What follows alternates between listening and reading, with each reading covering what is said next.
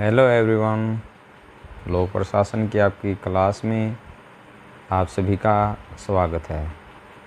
आज हम अध्ययन करने के लिए जा रहे हैं राजनीतिक कार्यपालिका एवं स्थायी कार्यपालिका में अंतर बताइए।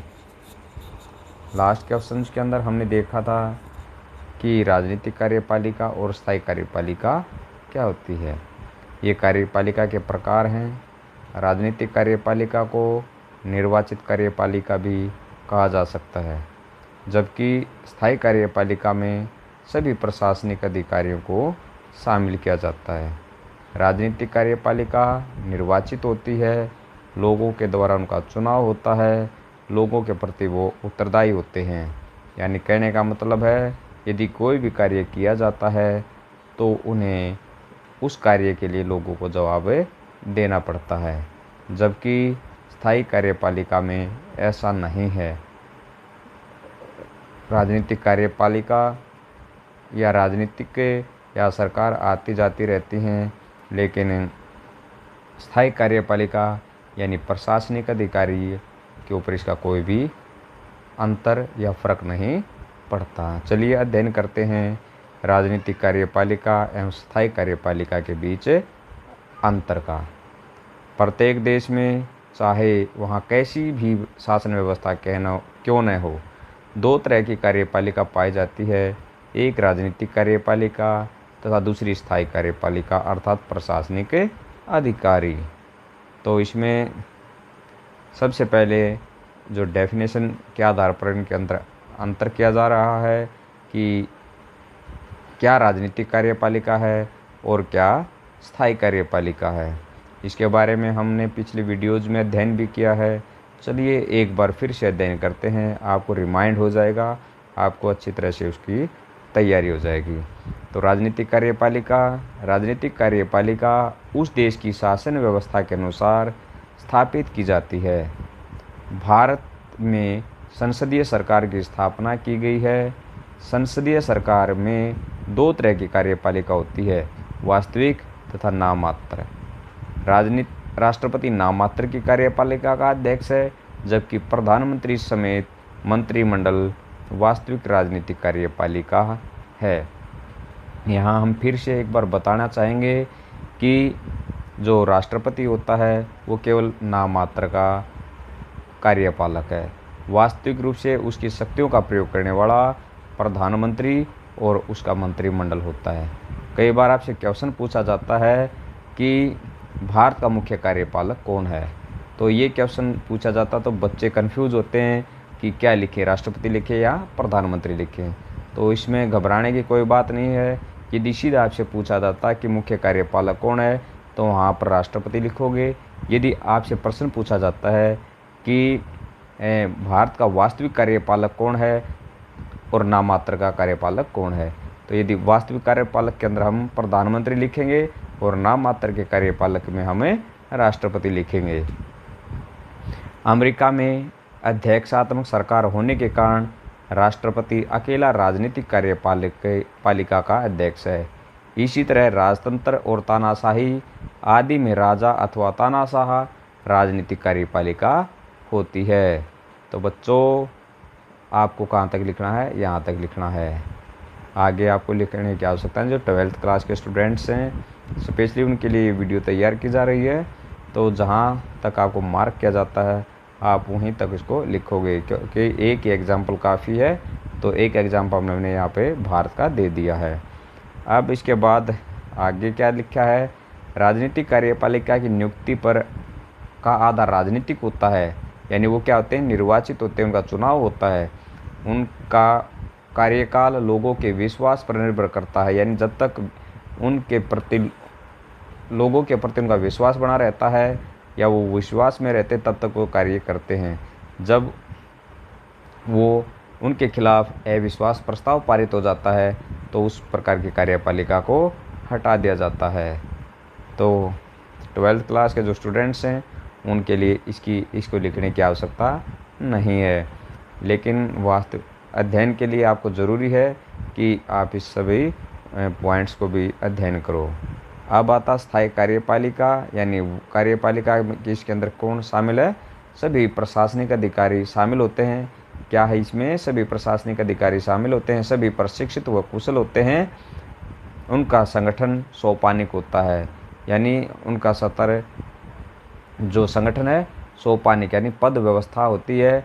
निम्न पद से लेकर उच्च पद तक लोग या अधिकारी कार्य करते हैं। इनकी जो नियुक्ति होती है वो योग्यता के आधार पर की जाती है और एक निश्चित आयु प्राप्त करने के पश्चात इन अधिकारियों को सेवानिवृत्ति प्रदान कर दी जाती है और उनको पेंशन भी दी जाती है।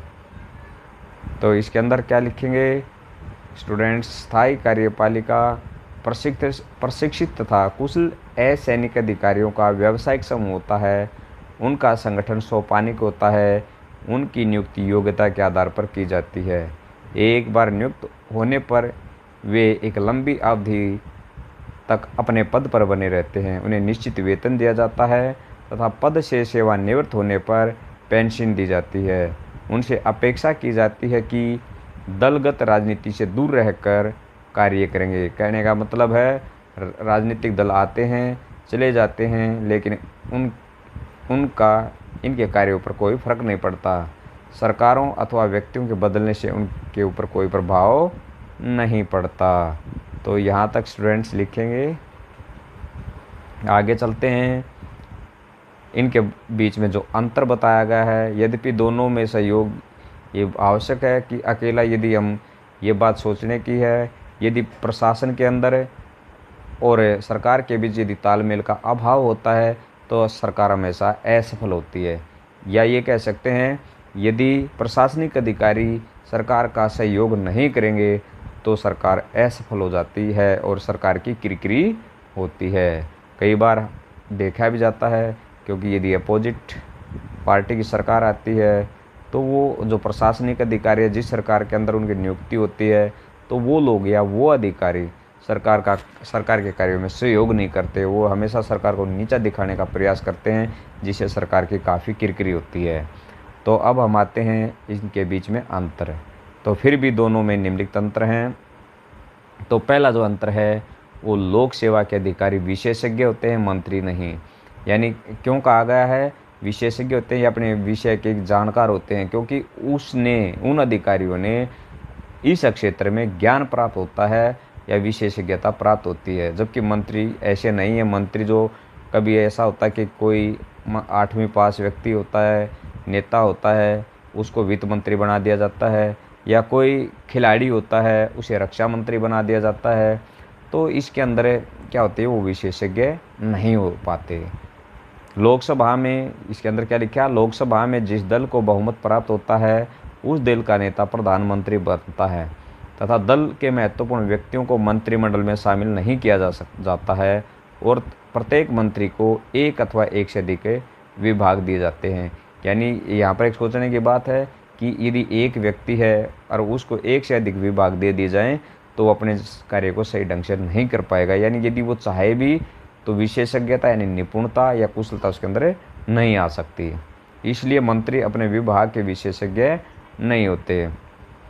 उदाहरण के लिए युद्ध विभाग का मंत्री एक दार्शनिक व पत्रकार हो सकता है। चाहे हम कह सकते हैं कि युद्ध विभाग का मंत्री एक पत्रकार भी हो सकता है, लेकिन पत्रकार को पत्रकारिता का ज्ञान है तो उसको युद्ध का ज्ञान नहीं होता। तो वित्त मंत्री ऐसा व्यक्ति हो सकता है जिसे हिसाब किताब का कोई ज्ञान न हो। परंतु इसके विपरीत यदि हम देखते हैं, परंतु लोक सेवा के अधिकारी प्रतियोगिता परीक्षाओं के आधार पर चुने जाते हैं, जिनमें चयन का आधार योग्यता होता है। इसके अतिरिक्त वे सेवानिवृत्त की आयु तक अपने पद पर बने रहते हैं। उनका कार्यकाल क्या होता है? लंबा होता है, तो जिसके कारण उन्हें विशेषज्ञता आ जाती है। अतः वे बहुत अनुभवी और अपने क्षेत्र में विशेषज्ञ होते हैं। यानी कहने का मतलब है कि यदि किसी अधिकारी को ज्ञान भी कम है, लेकिन वो ज्यों उस क्षेत्र में कार्य करेगा त्यों उसके ज्ञान में वृद्धि आएगी, यानी निपुणता प्राप्त करता चला जाएगा। लेकिन इसके अपोजिट यदि देखते हैं, जो मंत्री होते हैं वो मंत्री क्या करते हैं? मंत्री 5 साल तक कार्य करते हैं, इससे पहले भी पद से उनको हटा दिया जाता है या उनका विभाग बदल दिया जाता है। यदि वो चाहें तब भी उनके अंदर निपुणता नहीं आ पाती। अब सेकंड जो पार्ट होता है इसका, और मंत्री राजनीतिज्ञ होते हैं, प्रशासनिक अधिकारी तटस्थ होते हैं। यानी जो यहाँ पर सीधा हम लिख सकते हैं कि जो मंत्री होते हैं उनका संबंध राजनीति से होता है। यानी चुनाव लड़ने के पश्चात जो सरकार बनती है उसी सरकार के या उसी पार्टी के सदस्यों को मंत्री बनाया जाता है, तो उनका संबंध किससे होता है?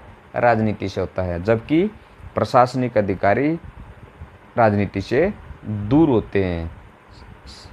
सरकार बनती हैं, सरकार आती हैं और चली जाती हैं, लेकिन प्रशासनिक अधिकारियों का इनके ऊपर कोई प्रभाव नहीं पड़ता, वो निष्ठापूर्वक अपने कार्य को वो करते रहते हैं।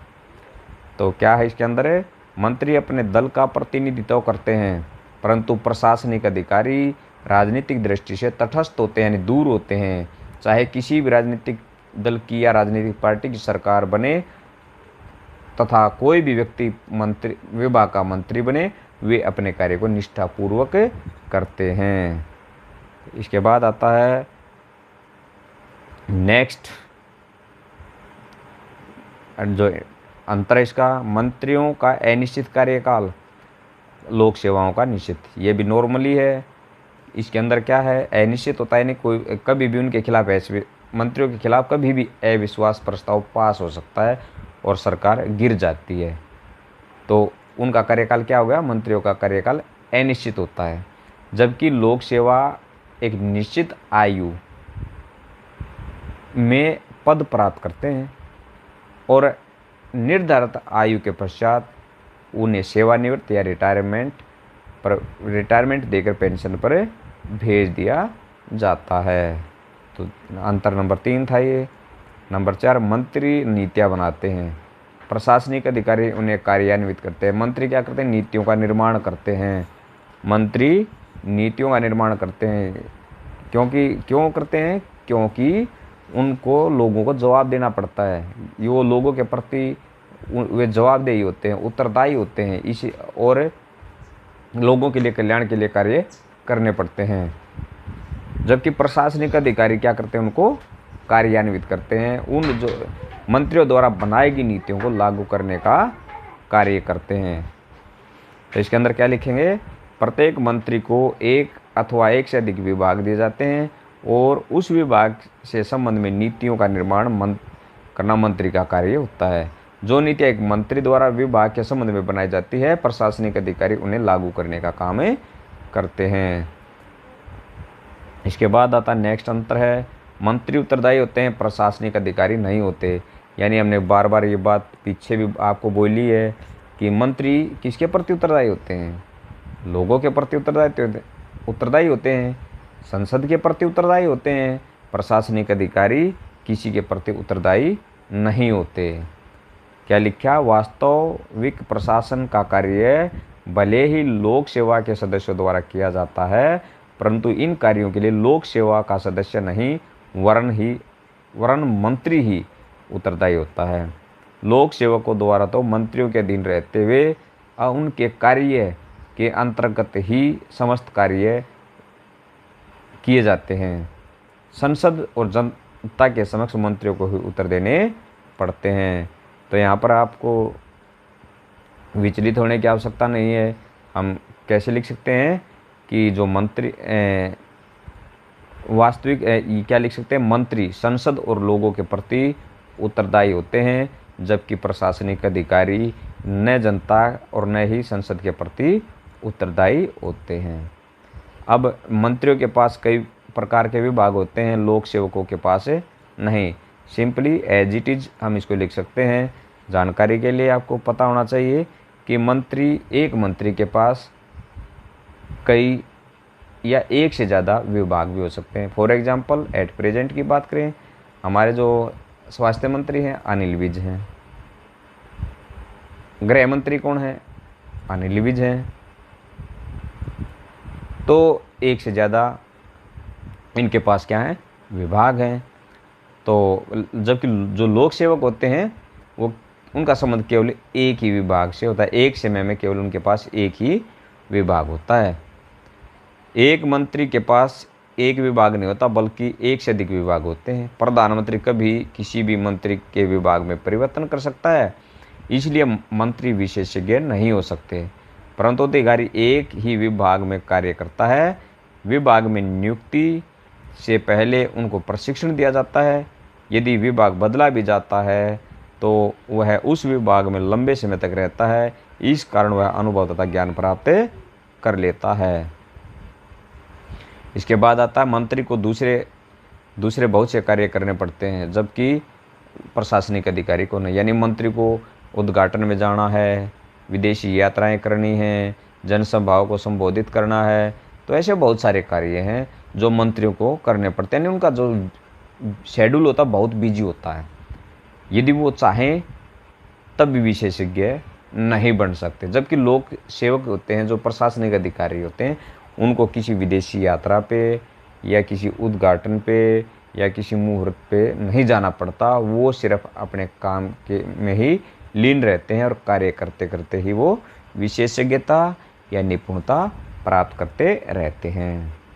तो आज जो अध्ययन किया हमने, राजनीतिक कार्यपालिका और स्थायी कार्यपालिका के बीच अध्ययन किया है, और जो सेकेंड का जो पार्ट रहता है, थोड़ा सा पार्ट वो बचता है, उसको हम कल वाली जो हमारी वीडियो है उसके अंदर करेंगे।